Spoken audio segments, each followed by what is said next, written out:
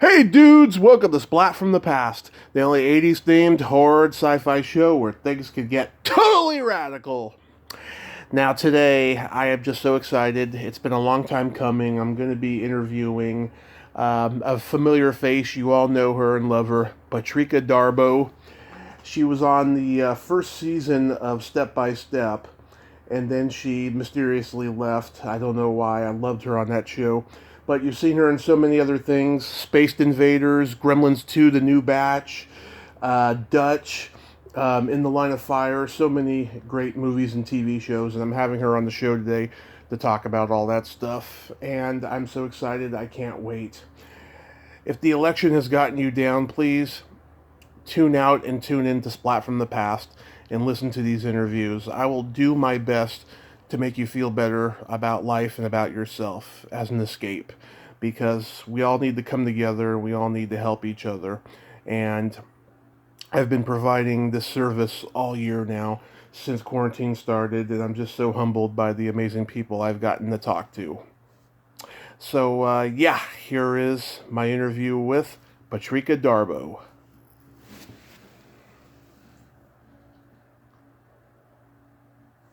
Hey, Patrika. Hey, How are you today? I'm a little out of it. My husband's been very ill. He's in the hospital, so I'm a little crazed. I'm a little crazed. Oh, I'm so sorry, but Tom hopefully, has, look, that's nothing you should be sorry for, but thank you. absolutely, yes. Well, hopefully, I can lift your spirits up. I've been known to do that on several occasions. But this is such a great honor. Thank you for taking the time today. My pleasure. Thank you. Absolutely. So, going back in time, did you gravitate toward acting early on in your childhood? Oh, well, my mother said that when I came out of the womb, I was Sarah Bernhardt, so I guess it was sort of born that way. Yeah, did you do a lot of school plays and community theater?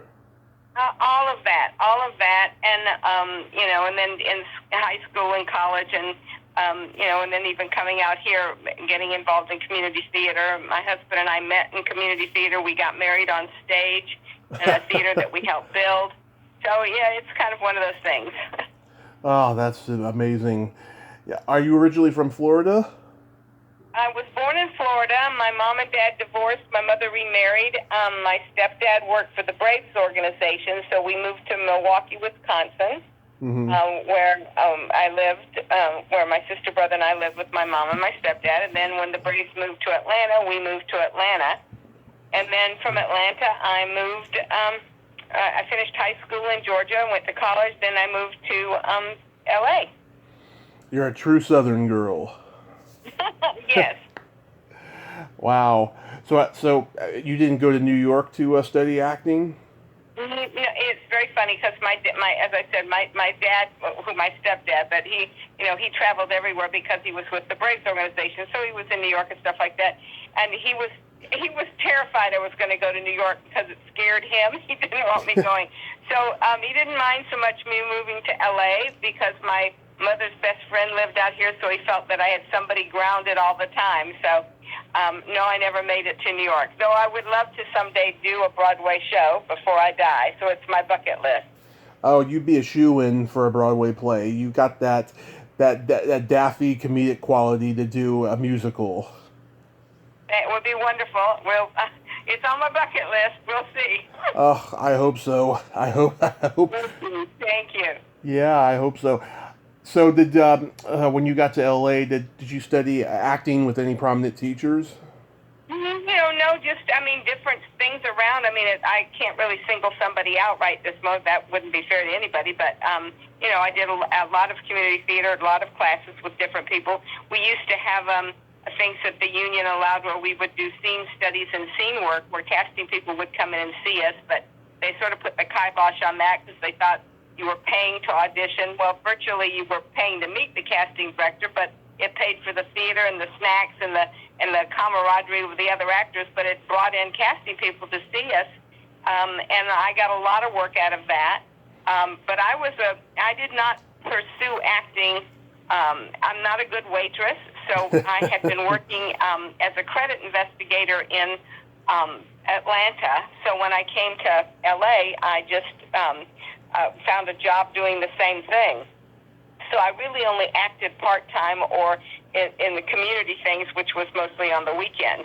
Until I did have I changed jobs a couple times. I was a national credit manager for a big company, and I left that because they didn't think acting fit the corporate image. Yeah. And I wasn't quite ready to let go of it, so I took another job, and they say that those are blessings in disguise. I had a gentleman tell me that I was a woman, no more than a goat, and to never contradict him again. So when I briefly did stand-up, I would go, bye, and that was when I first started acting full-time. So I didn't even know you briefly did stand-up. I did stand-up for 10 years in San Francisco. I only did it briefly and stuff like that, and I did it when they were still smoking in the bars and stuff, and I went, oh my goodness, I'm too old for this. And I did Bottoms Up, so I was the lead female comedian with Bottoms Up at the show out of Vegas, and we traveled a lot with it and stuff. So yeah, I've been around the block a few times. Did you ever get on stage at the Comedy Store? No, not. I'm trying to think where my class was. I might have been at the Comedy Store. Like I said, it's been like, honey, you start getting a little older and your cells get burned out. I'm not sure exactly where we performed, but it was on Melrose. Mm-hmm. Oh, the Improv. Maybe it was the Improv that we did. Yeah. It was a fun experience. I enjoyed it for the brief time that I did it. I have such kudos for you guys to be able to do that all the time, to put up with people drinking, and I've done that too. So yeah. Like, no, I don't think I can do this. So. Yeah, I knew you had to have come from some kind of comedy background, because you're so damn funny in stuff. Thank you. Yeah, I figured you had to come from stand-up or improv or something like that. Well, I did a lot of improv and stuff like that, but you also, it's like, as a kid, I've always been overweight, so I was always bullied, and I learned to make people laugh with me instead of at me at a very early age. So I think that's where your comedy that comes out of the pathos of being hurt helps a little bit and stuff like that, and that's why I try to do anything to make sure that I support any organization that stands up to bullies. Oh, that's good. It makes you who you are, so. That's good. I was bullied in school because I was overweight and I was the tallest kid in my class. When I was 5, I looked like I was 10, so it's like that, and it's kind of those things as we get older that we draw upon, and if I can say anybody, is use it in the positive and keep moving forward. Don't let them get you down, so. Yes, that's a very positive message, Patrika. So yeah, what year was it that you moved to LA? I moved to LA in 1970.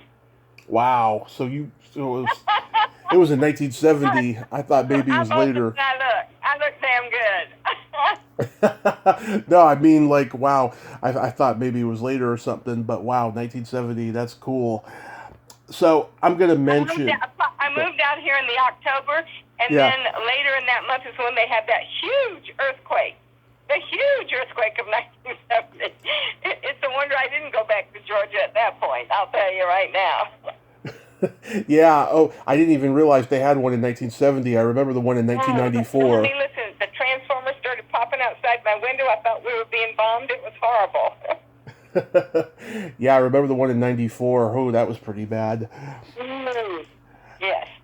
So I'm going to mention movies and TV shows you did. Tell me any stories or anecdotes you remember. St. Elsewhere. Well, St. Elsewhere for me was just one of those shows that I watched all the time and was a big fan. Mm-hmm. And as a performer going in as a day player person, your one thing that you say to yourself is, please don't let anybody be an asshole on this show. And don't ruin it. Please don't ruin it for me as a fan. And I had the most wonderful experience. Everybody was terrific. It was great. Nice, nice. Yeah, to me, it was one of the best ensemble casts of any series that came out of the 80s. It was wonderful, and I can't think of all the people that I performed with right now because I mean that's been quite a while. But I know. I still have the name. I still think I still have. You have to have badges in hospitals, and I think I still have the badge from St. Elsewhere somewhere in the other room. I don't, in my paraphernalia box. But Lloyd Nolan. What was his name? Lloyd Nolan. Lloyd? No, There was anyway. There was William Daniels on the show. No, I didn't work with William Daniels. I worked with the older one that was with him. Ed Flanders. Oh, what? Ed Flanders. No, the oldest one. The oldest one. I'll check it out here. I'd have to Google it right. He was wonderful. He played the physician to the patient that I was helping because she had cancer. But Norman Lloyd. I think it's Lloyd. Norman Lloyd. I think it's what? Norman Lloyd. Norman Lloyd. I knew Lloyd was in there. Yeah, Norman Lloyd. What a gracious man he was, and it just was a great experience considering the fact, like I said, as a fan, you just go in and just hope everybody thinks. I think Eric Lanville was directing at the time. It was just great. It was a great experience. Nice. Do you remember a movie you did called The Night Before? The Night Before is like Keanu Reeves' first film. One of them, yeah. It was with him and Lori Loughlin, who's been going through some terrible things right this moment. Yep. But it was that was the funny experience about that one was my agent got a call they wanted me to audition as a sleazy Madonna bimbo, and I was like, do they know who I am? All 200 pounds of me going, the last thing at sleazy Madonna, and they want you to come dressed as a sleazy Madonna, and I'm like, do you want me to go to ABC? This is when, how long have you lived have you lived in LA? Have you lived in LA? No, but I go out there frequently. Okay, well, there used to be the big ABC stuff over in Century City Boulevard. Had a huge theater in it. It was a huge complex, and they tore it down and built something else there. I don't know, but I had to go traipsing over there, dressed like at 4:30 in the afternoon, dressed as a sleazy Madonna bimbo. Yeah. Dressed like was Finding Susan. What was her movie, Susan? Desperately Seeking Susan. Desperately Seeking Susan.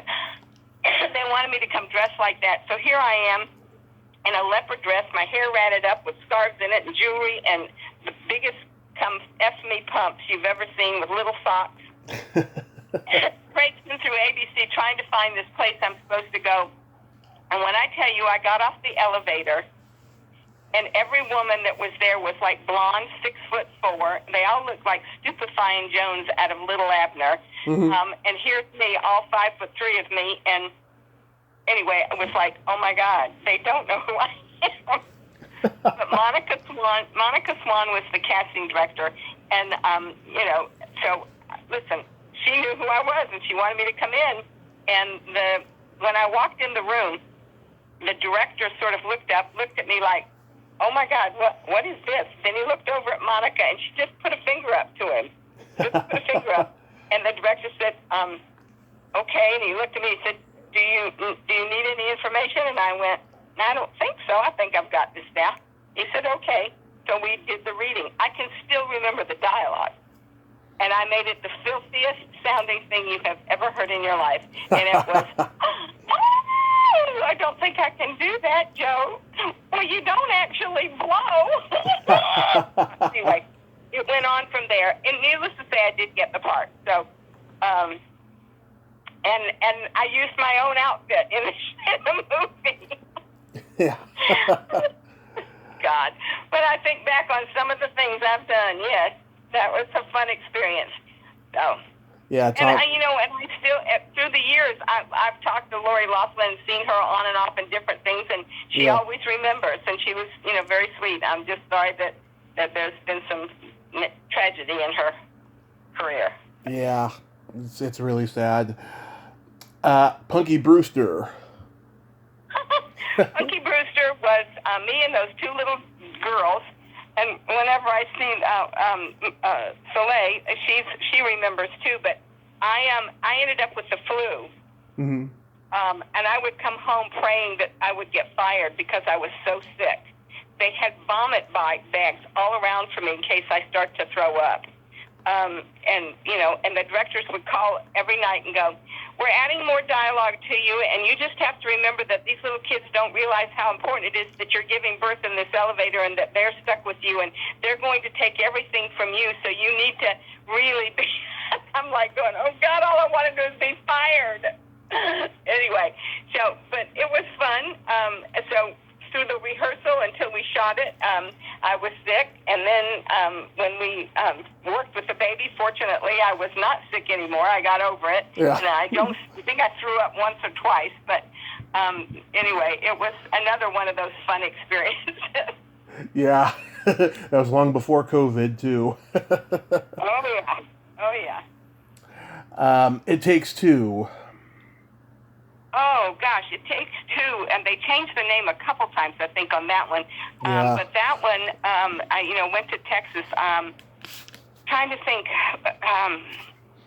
The director was a poop, as I remember at times, and it was the only time I think I've ever yelled back at a director. He yelled at me first in front of everybody, and I went up to him and told him, if he had to speak to me, not to ever speak to me like that again, and he could fire me for all I cared. But so it wasn't the best experience there, though the cast I worked with was terrific, and both of them I've seen through the years and said hello to them. But it was one of the first few times that I got to work with Anthony Geary. Mm-hmm. Because Anthony was on there, and I really didn't watch the soap, so I didn't know who he was, but we had a good time. And David, the director, I think I don't know if he was drinking too many Coca-Colas or what his problem was, but he was just mean shit at times. And unfortunately, he was really evil to me, but he had to do a bunch of reshoots, and they were all things that he needed me for. Yeah. And I'd already told my agent I'd never work for the man again. But at the same time, when I told her that, I said, "But I can be bought." Let me just put it this way. He had to pay to get me to work for him again. And he made no points about saying to me on the set, he said, "Your agent wanted too much money. She almost cost you this job." And I said, "That's what you have an agent for. Talk to her if you need to talk to somebody." People need to know that they shouldn't treat people. I treat people the way I want to be treated, and when it doesn't come back that way, you need to say to people, "Are you off your meds, or what's the problem here?" Because you shouldn't be acting like that. Yeah. Yeah. He was a bully. That's sad. Yeah. George Newbern, though, he's a great guy. I've met him. Oh, my God, he's absolutely adorable. And what's her face right this moment? I can't think of her name, but she's gone on from 24, all the time. She's still working. Oh, gosh. See, I hate when I can't remember names. I just... But George is a doll, and if I see him and stuff, it's nice because I feel like I've made people remember who I am. They may not always remember. Hey, listen, I ran into... here I go. I can't think of the name. I'm going to tell you now because I'm having that brain fart. Do you have you again written down there anywhere?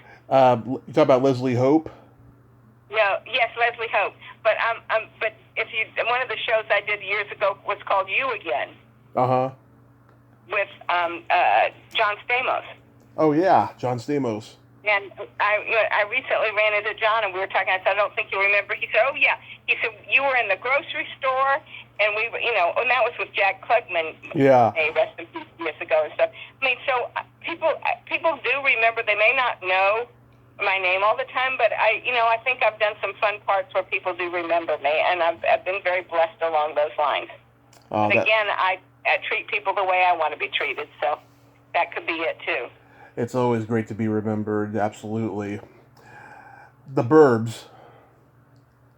The Burbs is a very fun...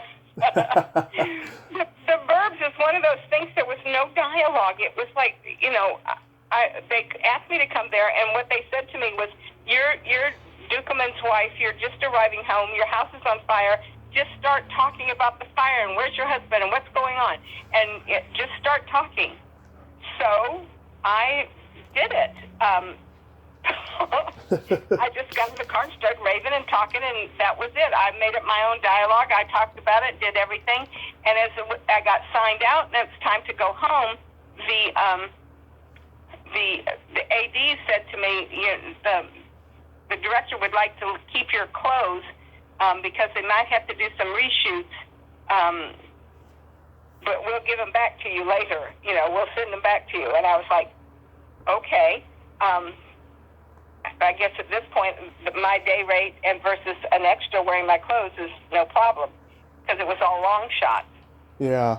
So then I worked for the same director doing Gremlins 2. Yep.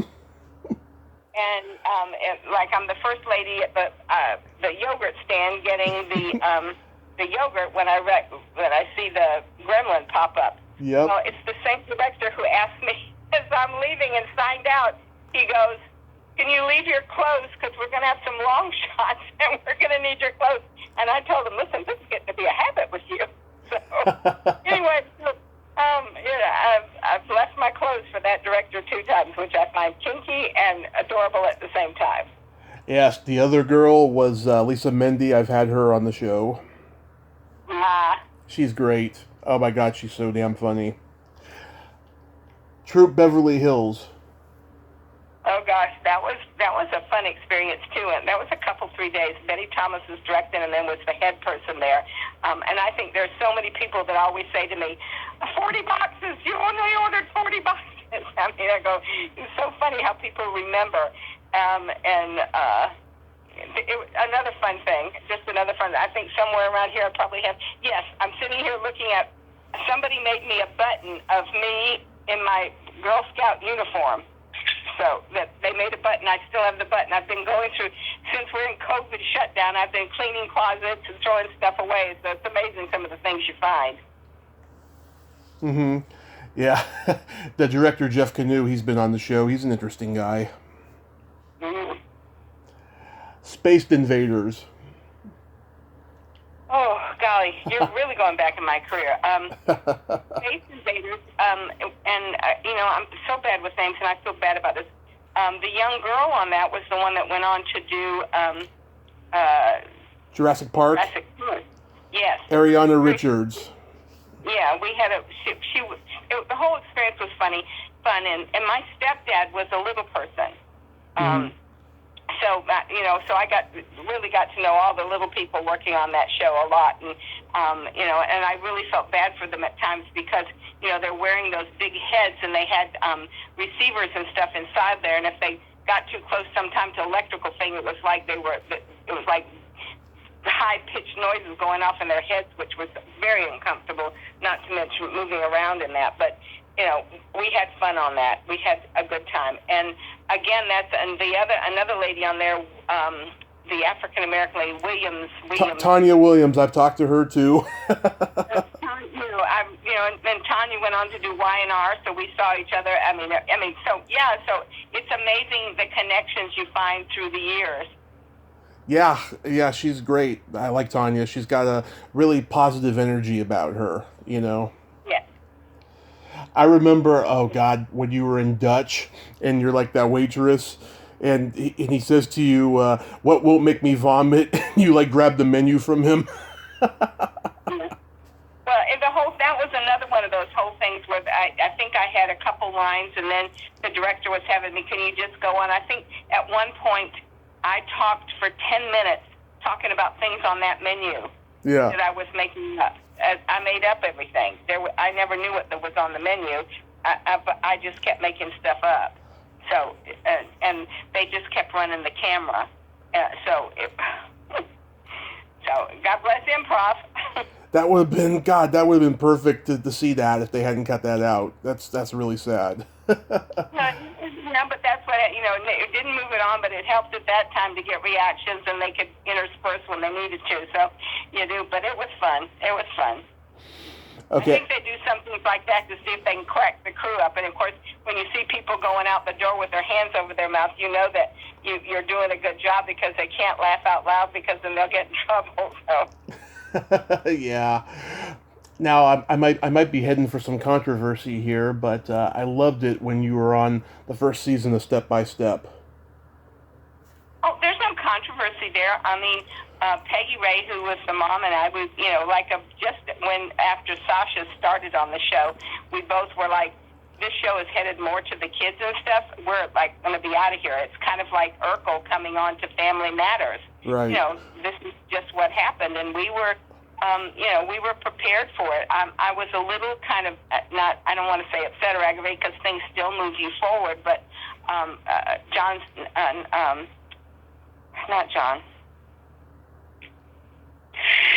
director of Lost Boys. Oh, Joel Schumacher. Yeah, Joel Schumacher was doing a series in May that he wanted. He called my agent, asked me to do the older sister in it, and but I was still under contract to Lorimar at the time, who handled Step by Step before they sold to Warner Brothers and all that stuff, and they wouldn't let me out of my contract.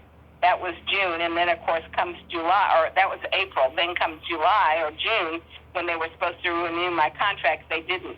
So, you know, but things happen for reasons. I mean, I could have, if they'd have just let me go in time, then I could have done it. But, you know, I don't have any bitter. I still talk to a lot of the kids. I see Patrick and Suzanne sometimes.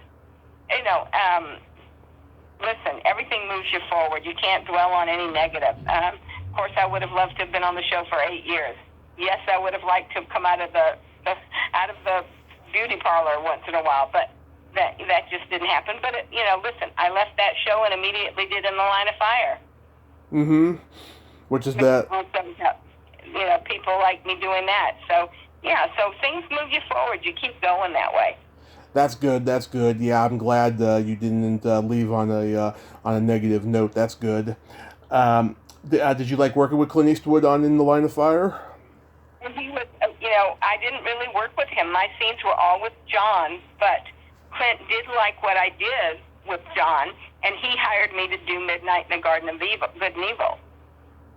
Mm-hmm.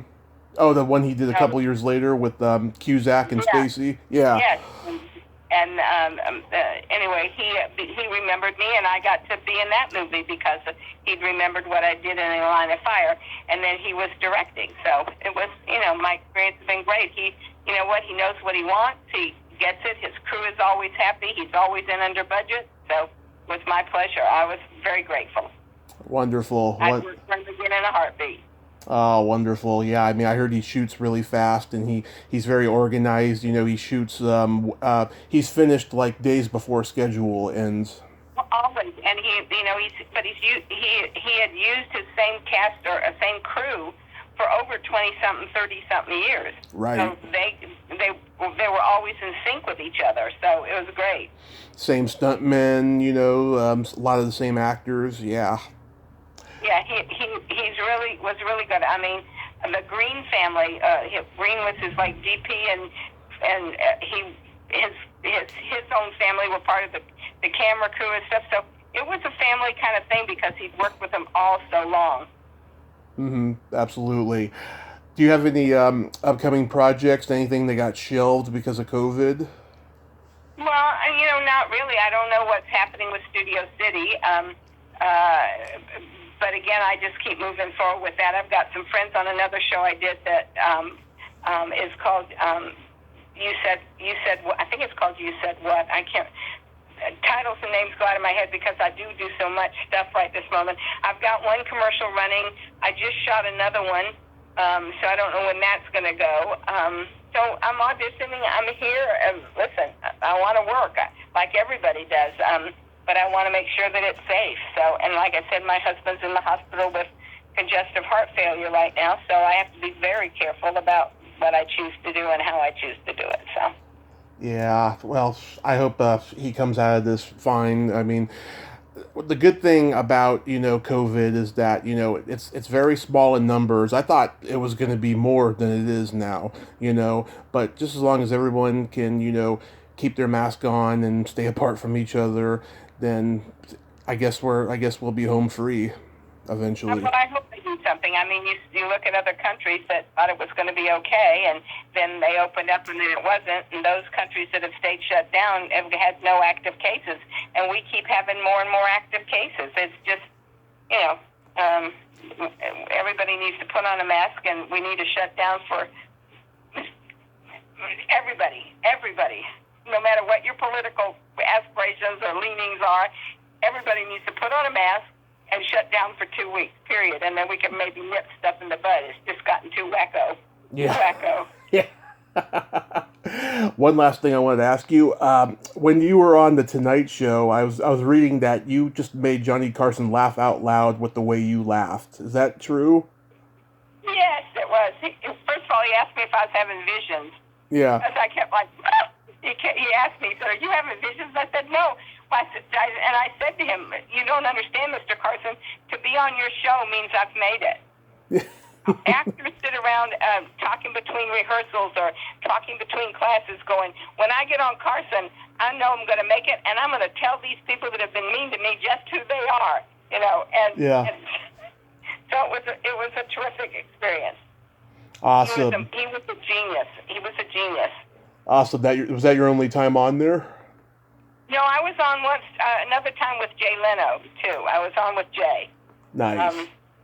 I guess maybe a year later I was on with Jay, I think, one time. But the joy of it was being with Johnny Carson. Nice. Well, Patrika, like I said, I hope your husband comes out of this okay, and I hope you'll be okay emotionally. And please stay safe because we need you. And hopefully after it's all over, you can return to work. Hopefully we can all do it, and we get back to some sense of normal here. It would be great. It would be. Okay, you have yourself a great day. You too, honey. Take care. Thank you. Bye-bye. Bye-bye. Well, there you have it. Patrika Darbo. Ain't she a sweetheart? What a nice lady, Southern pride, and very funny, very talented actress. It was great to talk to her. If you like this video, everyone, please subscribe to my YouTube channel, add me as a friend on Facebook, join my Tommy Kovac Comedian page on Facebook, follow me on Twitter and Instagram, and all that fun stuff. Well, that's all time we have this week on Splat from the Past. Till next time, this is Tommy Throwback Kovac saying, there's no shame in living in the past, because the present sucks. Later, dudes!